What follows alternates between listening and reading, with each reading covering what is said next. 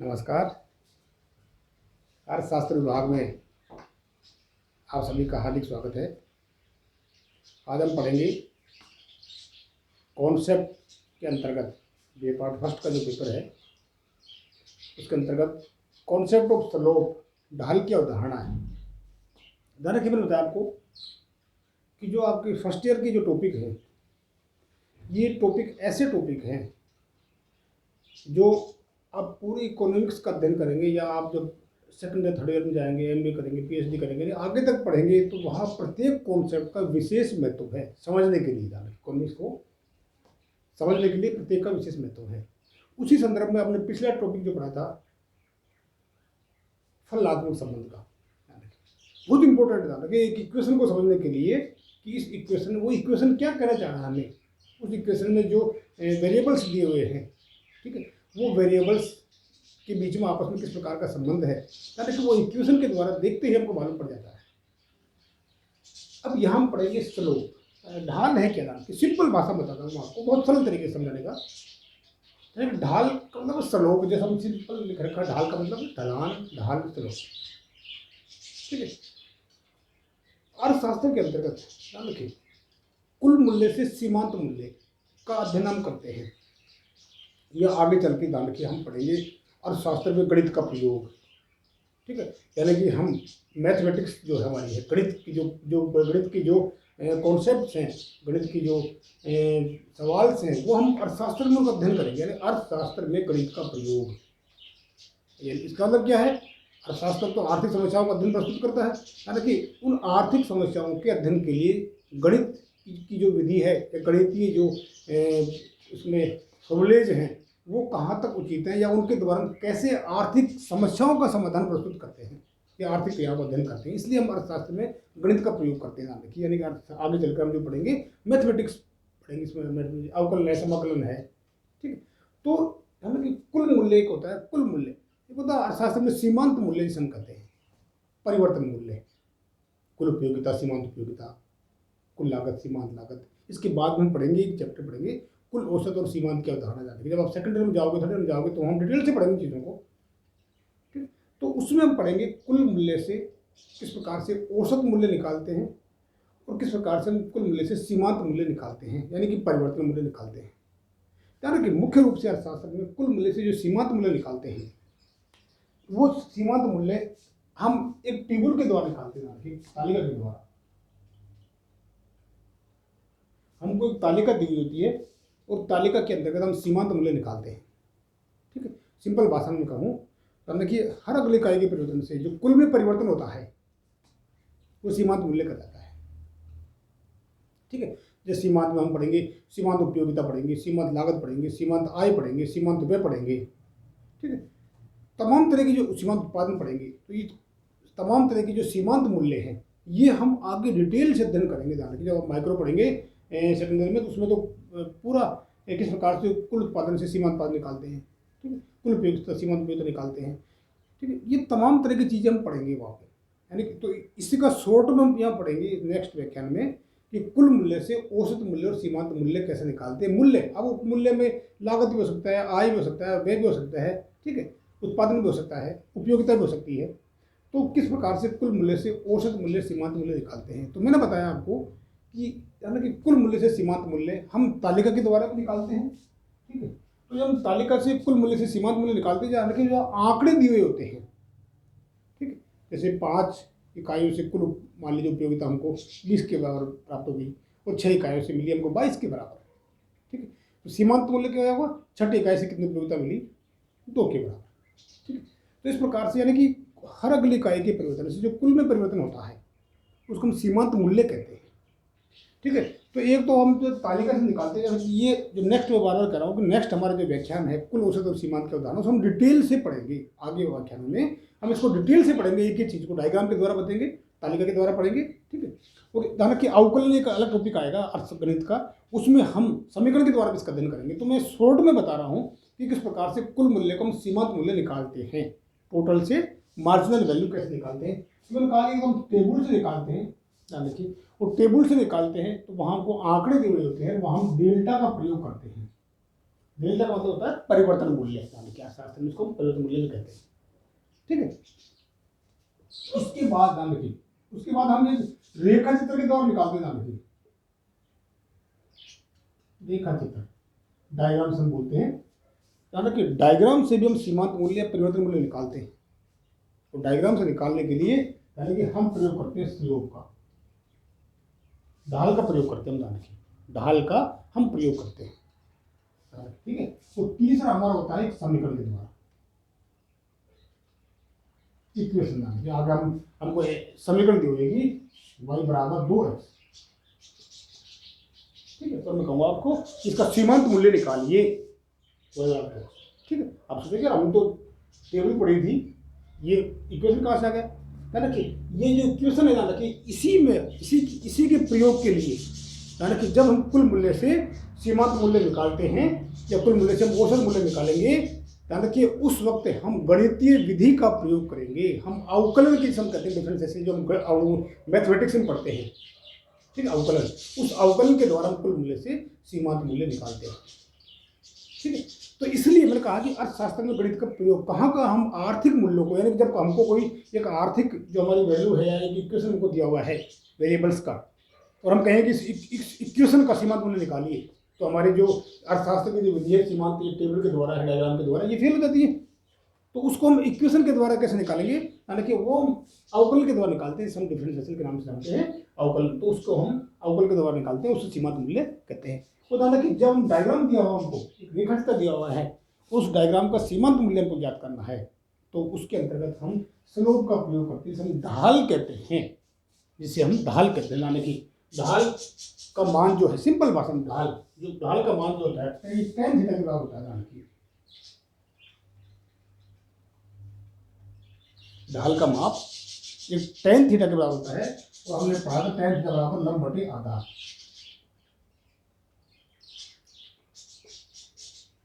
tan theta बराबर लंब बटे आधार, यानी कि इस डायग्राम जो हमारे उसकी लंब दूरी बटे क्षैतिज दूरी है, लंब बटे आधार हमने पढ़ा था। आपको ध्यान हो तो हमने 9th-10th में पढ़ा था मैथमेटिक्स के अंतर्गत, जो थीटाज है sine cos tan cosec sec cot, जो हमने पढ़ा था। तो ये इसकी वैल्यू LAL बटे K डबल के A लाल बटे का आपके ध्यान हो तो इनके सबके फॉर्मूले थे। ठीक है, साइन कोस टेन का अपोजिट कर देंगे, कोसेक सेक कोट हो जाएगा। ठीक, खैर, तो हमने यहाँ केवल एक tan थीटा का प्रयोग करेंगे, और tan थीटा का जो मान है वो यानी कि लंब बटे आधार के बराबर होता है, और यही स्लोप कहलाता है अर्थशास्त्र में। ध्यान रखिए, यही ढाल कहलाता है। और ढाल का प्रयोग जो हम इसमें करते हैं, सिंपल सी बात है, इसके नाम से ढाल का प्रयोग कहाँ करेंगे, यानी डायग्राम के अंतर्गत। मैंने बनाया रखा डायग्राम,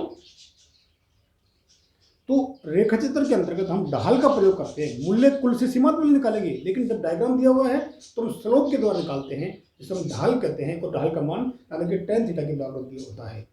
जब हमको इक्वेशन दी हुई है और हमको सीमांत मूल्य निकालना है, तो यानी कि हम अवकलन का प्रयोग करते हैं, इसको हम dy/dx के नाम से जानते हैं। अवकलन का प्रयोग जो हम नेक्स्ट आगे पढ़ेंगे, अवकलन के द्वारा यानी कि इक्वेशन के द्वारा हम ज्ञात करते हैं।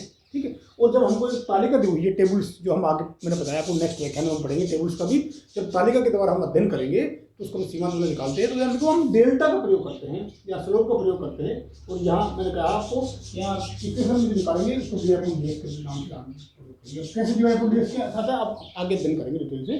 ठीक है, तो इस प्रकार से हम ज्ञात करते हैं ढाल। तो ये होगा हम सिंपल भाषा में ढाल की जो व्याख्या आपके मैंने कहा कॉन्सेप्ट में आता है, छोटे सवाल आपके आ सकते हैं। और इसके अलावा जो हम आगे पढ़ेंगे जहाँ उस तमाम तरह के इक्वेशंस के अंतर्गत मैंने कहा ढाल भी इंपॉर्टेंट है। आपको ध्यान हो तो मैंने आपको बताया था फलात्मक संबंध के अंतर्गत एग्जाम्पल लिया था हमने रेखिक धनात्मक ढाल का। ठीक है, और एक एग्जाम्पल लिया था अपने रेखिक ऋणात्मक ढाल का। ध्यान रखिए, तो मैंने S बराबर लिखा था, S बराबर 2p। ठीक है, और हमने क्या बताया था कि ये इसके पहले प्लस का निशान आएगा। क्यों? तो इसका जो सप्लाई कर्व है उसका ढाल जो स्लोप है वो धनात्मक होता है। इसका मतलब क्या है कि दोनों वेरिएबल्स जो हैं एक ही दिशा में परिवर्तित होता है।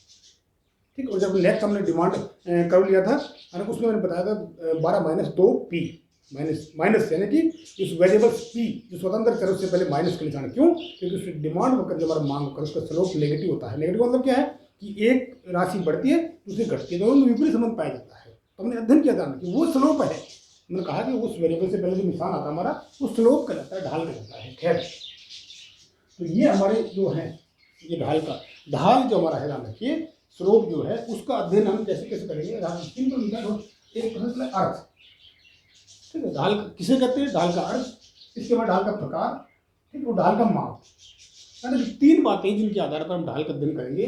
ढाल का अर्थ, ढाल का प्रकार और ढाल का माप। यानी कि ढाल का अर्थ, यानी कि बिल्कुल सिंपल अर्थ है, यानी कि एक वक्र की, यानी कि एक वक्र या सीधी रेखा में हो सकती है, अब हम इसमें पढ़ेंगे माप में।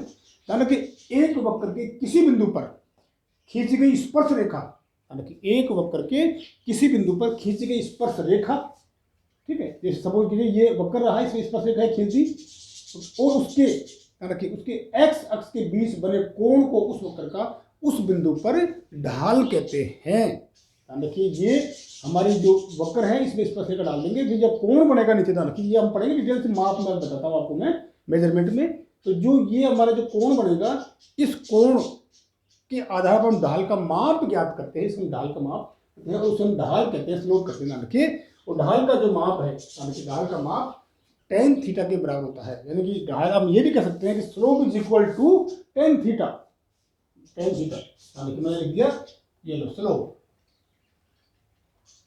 Slope is equal to tan theta is equal to लंब बटे आधार, लंब बटे आधार। यानी कि ढाल का माप जो है वो लंब बटे आधार के बराबर होता है। यानी कि किसी भी डायग्राम जो हम ज्ञात करेंगे उसकी लंब दूरी बटे उसकी क्षैतिज दूरी है। इसके बाद है ढाल के प्रकार, यानी कि सिंपल टॉपिक है ना, देखिए ढाल जैसे हम सिंपल भाषा में कहते हैं, ढाल का जो ढाल वही ढाल यहाँ पे है, ढाल कितने प्रकार का होता है, यानी कि तो सिंपल भाषा में है, यानी कि ढाल, इसके आधार पर ढाल चार प्रकार के होते हैं। धनात्मक ढाल, यानी कि बढ़ता हुआ ढाल, एक ऋणात्मक ढाल, एक शून्य ढाल, एक अनंत ढाल, यानी कि चार तरह के ढाल हो गए। धनात्मक ढाल, ऋणात्मक ढाल, ठीक है, शून्य ढाल और अनंत ढाल, चार प्रकार के ढाल जो है स्लोप ये होते हैं। जो आगे हम, यानी कि इनका अध्ययन मैं बार बार कह रहा हूँ, आगे हम जो डायग्राम का अध्ययन करेंगे, डायग्राम बनाएंगे, इस तरह से डायग्राम यानी कर्व बनाएंगे, यानी कि उन डायग्राम्स के अंतर्गत इन ढाल को हम उस डायग्राम को देख के ही बता सकते हैं। ना कि क्या काम आएगा, मैं आपको बताता हूँ शॉर्ट में, कि उस डायग्राम को हमको देख के बता देंगे कि इसका ढाल, इस रेखाचित्र का ढाल धनात्मक है, इस रेखाचित्र का ढाल ऋणात्मक है, ठीक है। तो हम डायग्राम को देख के बता देंगे। और मैंने बताया वो डायग्राम किसे कहते हैं, ध्यान रखिए, एक्स अक्ष और वाई अक्ष, रेखाचित्र किसे कहते हैं कि जो एक्स अक्ष है और वाई अक्ष है, दोनों पर जो वेरिएबल दिया हुआ है, ध्यान रखिए, जो चर राशि दी हुई है, उन दोनों के मध्य जो संबंध होता है, उस संबंध को जब हम रेखाचित्र पर अंकित करते हैं, डायग्राम बनाते हैं उसका, ध्यान रखिए, उसको हम उस डायग्राम को वह डायग्राम कहलाता है। यानी कि जैसे मैंने बताया बचत फलन की हम बचत ज्ञात करेंगे, तो बचत फलन मतलब क्या है, बचत का रेखाचित्र, विनियोग फलन, फल का मतलब क्या होता है, कार्य, डायग्राम, रेखाचित्र, बचत फलन, विनियोग फलन, उपयोगिता फलन, उत्पादन फलन, लागत फलन, ठीक है। तो ये फलन कहलाता है। यानी कि तो वो जो फलन जो डायग्राम है वो कैसे कहता है, जो एक्स अक्ष पर और वाई अक्ष पर जो दो वेरिएबल्स दिए हुए हैं, उन दोनों के मध्य संबंध को जब हम उसके आंकड़ों के द्वारा एक रेखाचित्र बनाते हैं, वो रेखाचित्र उस संबंध को फलन कहलाता है, ठीक है। जो आंकड़े को हम ज्ञात करते हैं या उनके मध्य संबंध को उस रेखाचित्र के द्वारा दर्शाया जाता है, ठीक है। तो ध्यान रखिए, उस डायग्राम को मैंने बताया कि वो डायग्राम धनात्मक है, ऋणात्मक है। जैसे अभी हम कहें कि ये डायग्राम धनात्मक है, मतलब क्या है इसका, कि यहाँ एक्स अक्ष और वाई अक्ष, यानी कि दोनों के मध्य विपरीत संबंध पाया जाता है। जब एक राशि बढ़ती है दूसरी घटती है, तो ये हम डायग्राम को देख के बता सकते हैं। ध्यान रखिए, आपको जैसे मैंने कहा रटने की जरूरत नहीं, ध्यान रखिए चीज़ों में, ये हम जो चीज़ें हैं वो डायग्राम को देख के बता सकते हैं। कई बार हम देखते हैं यार डायग्राम धनात्मक है, ऋणात्मक है, कितना परिवर्तन है, ध्यान रखिए, आगे हम डिटेल से पढ़ेंगे, बहुत बहुत इंटरेस्ट आएगा। ध्यान रखिए, मान की लोच पढ़ेंगे ना, बहुत कम आएंगी चीज़ें, मान की लोच पढ़ेंगे कि लोच कम है ज़्यादा है, किस तरह से देखेंगे, उसके बहुत सटीक तरीके बताऊंगा आपको मैं, किस तरह से क्या करते हैं। मैंने कहा कि कोई भी डायग्राम मान रखिए, ये डायग्राम रहा, तो ध्यान रखिए, हमेशा एक चीज़ नोट कर लेना, अब शुरुआत है कि जब डायग्राम बनाओ तो हम डायग्राम में जो एक्स अक्ष और वाई अक्ष बनाते हैं, वो ध्यान रखिए, हमेशा ध्यान रखिए, बहुत छोटी चीज़ है, कभी भी जो एक्स अक्ष और वाई अक्ष है उस डायग्राम के अंदर नहीं रहने चाहिए। वो एग्जाम्पल जैसे मान लीजिए, उसको मैं यहीं खत्म कर देता हूँ, तो ये करके एक्स और ये वाई, यानी कि ये गलत है, क्योंकि डायग्राम जो बनाते हैं वो एक्स अक्ष और वाई अक्ष पर जो हमारा पैमाना माप कर एक तरह से बनाते हैं, इसलिए हमेशा डायग्राम जो हमारी लाइन होती है ओ एक्स एक्स की ओ वाई एक्स की, उस लाइन के बीच में होना चाहिए। बहुत छोटी बात है जानते, लेकिन बहुत इंपॉर्टेंट है। डायग्राम में ये गलत है, मैंने कहा हम इसको जो डायग्राम है ना ये बीच में आना चाहिए। ये लो, कभी भी डायग्राम अंदर जो रेखा वो बन रहा है करो, वो कभी भी ओ एक्स और ओ एक्स से बाहर नहीं जाना चाहिए। इधर इसका आगे नहीं निकलना चाहिए, इसके ऊपर नहीं निकलना चाहिए। खैर, तो ये हमारा डायग्राम है मान लीजिए, तो ये वैसे मान कर दी इसका स्लोप मैं देखते बता सकता हूँ कि नेगेटिव है जान रखिए, ठीक है। लेकिन मैंने कहा आपको कि जब रेखा चित्र दे रखी है, डायग्राम दे रखा है, तो हम कैसे बताएं कि नेगेटिव स्लोप है। तो आप देखिए, मैंने कहा दो जो मैंने ये ठीक है, ये मैंने क्यों खींचा, इसलिए खींचा है यहाँ एक्स कोई वैल्यू दी हुई है, एक चर यहाँ दिया हुआ है, एक चर यहाँ दिया हुआ है, देखिए ठीक है। यहाँ मान लीजिए सपोज की कीमत दे रखी है या नाम दे रखी है, ठीक है। लो ठीक है, उल्टा संबंध कैसे हो गया, मैंने कहा कि इसका मैं लिख दिया P, ठीक है, और इसका लिख देंगे D का D, इसका मैंने कर दिया P1, तो इसका क्या होगा P1 हो गया। सेम इसका P कैसे होगा P, D का P। तो विपरीत संबंध कैसे होगा, नेगेटिव स्लोप कैसे होगा, ये बता रहा हूं मैं आपको। इसकी वैल्यू क्या है, घट गई तो इसकी क्या हो गई, बढ़ गई, इसकी घट गई तो इसकी बढ़ गई, दोनों में विपरीत संबंध है जाने की, इसलिए हम क्या कहेंगे इसका स्लोप नेगेटिव होता है, ठीक है। एक आपको हमने फलाना पढ़ा, ये सीधी रेखा भी हो सकती है कोई डायग्राम की, ठीक है, इसी तरह धनात्मक का है, ठीक है, सीधी रेखा भी हो सकती है,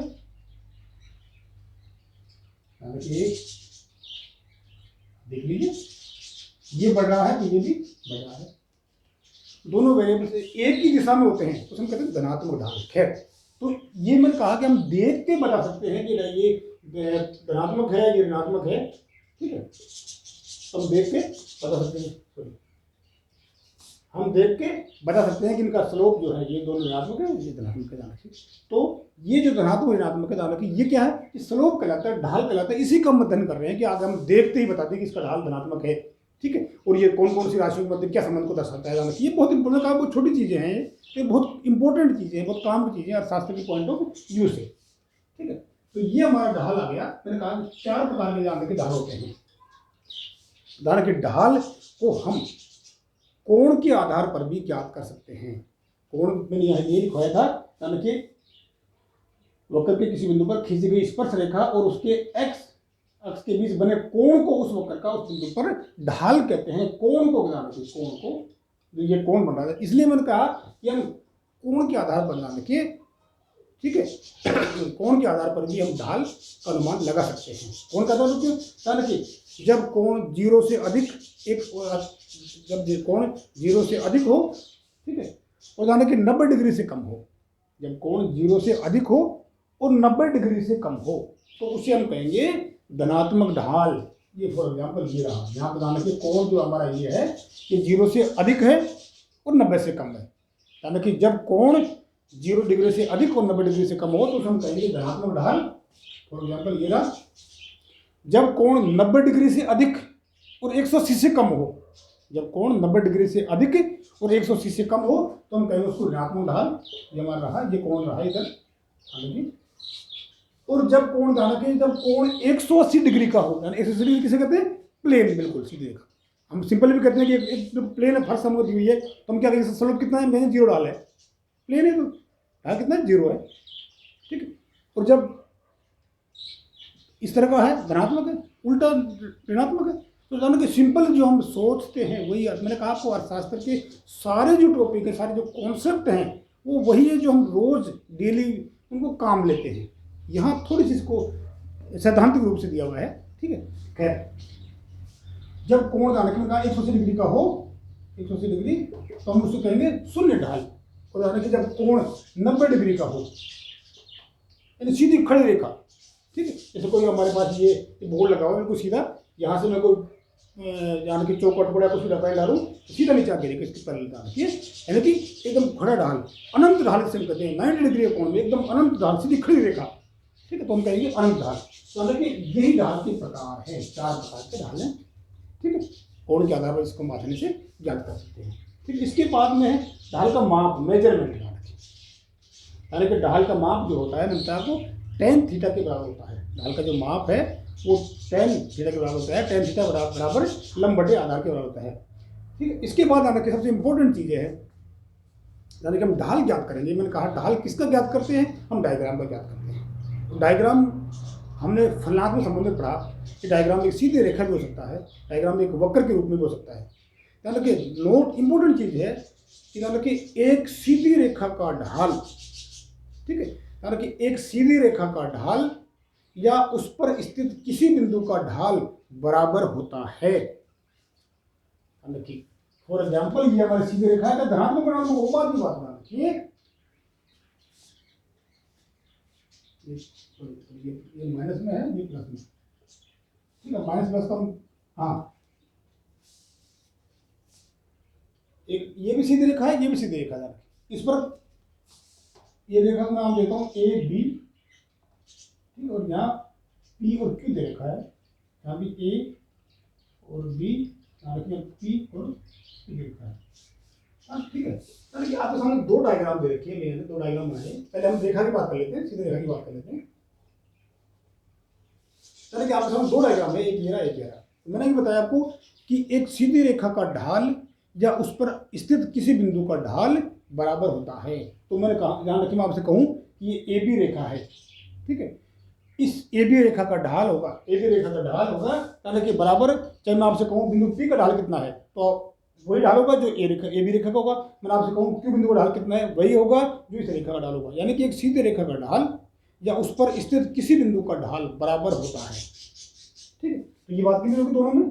अब इसके बाद मैंने ये बताया कि इसका ढाल नेगेटिव है, इसका ढाल पॉजिटिव, यानी कि ये जो लाइन है हमारी, इसका ढाल धनात्मक है, इसका धनात्मक है। क्यों? तो यहाँ जो एक्स और वाई जो वेरिएबल्स दिए हुए हैं, उन दोनों के मध्य ऊपरी संबंध पाया जा रहा है, इसमें और इसमें सीधा संबंध पाया जा रहा है। ठीक, इसलिए इसका ढाल धनात्मक, ठीक, क्लियर हो गया। और ध्यान रखिए दूसरा है एक वक्र का ढाल। ध्यान रखिए वक्र के प्रत्येक बिंदु का ढाल अलग अलग होता है। एक जो कर्व है, ध्यान रखिए, उसके प्रत्येक बिंदु पर जो ढाल होगा वो अलग अलग होगा। ठीक है, इसलिए हम कैसे ज्ञात करते हैं, ध्यान रखिए सीधी रेखा का ढाल ज्ञात करने के लिए हम सीधी रेखा का ढाल आसानी से ज्ञात कर लेंगे, उस पूरी रेखा का ढाल या उस पर स्थित कोई बिंदु का ढाल ज्ञात कर लेंगे। लेकिन मैंने कहा एक वक्र का ढाल, जो वक्र है उसके प्रत्येक बिंदु पर ढाल अलग अलग होता है। हम वक्र का ढाल ये बता सकते हैं कि ये वक्र धनात्मक है या ऋणात्मक है, लेकिन ढाल कितना है ध्यान रखिए, मैंने कहा उसके प्रत्येक बिंदु पर ढाल अलग अलग होगा। इसलिए हम किसी एक वक्र के एक बिंदु पर ढाल ज्ञात करने के लिए हमें क्या करना पड़ेगा, उस बिंदु को स्पर्श करती हुई एक स्पर्श रेखा डालनी पड़ेगी। उस बिंदु को स्पर्श करती हुई एक स्पर्श रेखा डालेंगे। मैंने कहा भी वो स्पर्श रेखा का ढाल या उस पर स्थित वो बिंदु, जो उस वक्र का बिंदु जो उस पर स्पर्श कर रहा है, उसका ढाल बराबर होगा। इसलिए ध्यान रखिए एक वक्र का ढाल ज्ञात करने के लिए हम पूरे वक्र का ढाल अलग अलग होता है। उस वक्र का ढाल हम ये बता सकते हैं कि ये वक्र धनात्मक है या ऋणात्मक है, लेकिन ध्यान रखिए उसके प्रत्येक बिंदु पर ढाल अलग अलग होता है।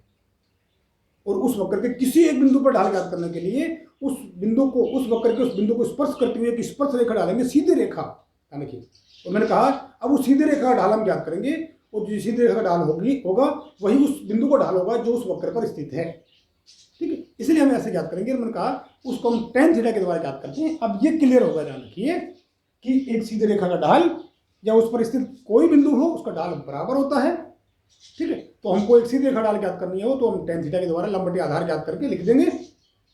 एक वक्र का ढाल ज्ञात करना हो तो हम वक्र के पूरे वक्र का ये बता सकते हैं कि वक्र धनात्मक है या ऋणात्मक है। ठीक है, उस पर कोई बिंदु स्थित है उसका ढाल हम ज्ञात करेंगे, तो उस बिंदु को स्पर्श करते हुए स्पर्श रेखा डालेंगे, फिर सीधी रेखा बन जाएगी। और सीधी रेखा उस रेखा का लंब बटे जो आधार होगा tan थीटा, वो उसका ढाल होगा। ठीक है, तो माप में पहला ये मैं दे रखा हूँ यहाँ पे एक सीधी रेखा का ढाल। देखिए ये डायग्राम हमारा है, यहाँ ओ एक सीधी रेखा है। ठीक है, ओ एक सीधी रेखा है, यानी कि तो मैंने कहा इस रेखा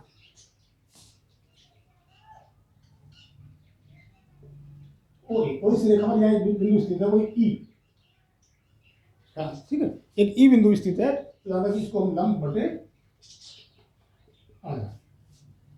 ठीक है, लंब बटे आधार यानी कि ई, यहाँ मैं लिख देता हूँ मान लीजिए क्यू। ठीक है, तो इसका स्लोप क्या होगा, ई क्यू बटे ओ क्यू। ठीक है, यहाँ डायग्राम दे रखा है, मैंने इसमें प्लस धनात्मक क्यों है, क्योंकि धनात्मक है कोण 0 सेंस के अधिक और 90 डिग्री से कम है, और ये इसका ये लंब हो गया, ठीक है, और ये आधार हो गया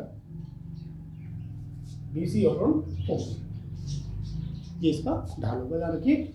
और अब यहाँ इसका ढाल क्या करेंगे, ये लंब बटे आधार, लंब बटे आधार, ठीक। तो ये सबका ढाल रेखा पर कोई बिंदु हो उसका ढाल बराबर ये हमारा ढाल है।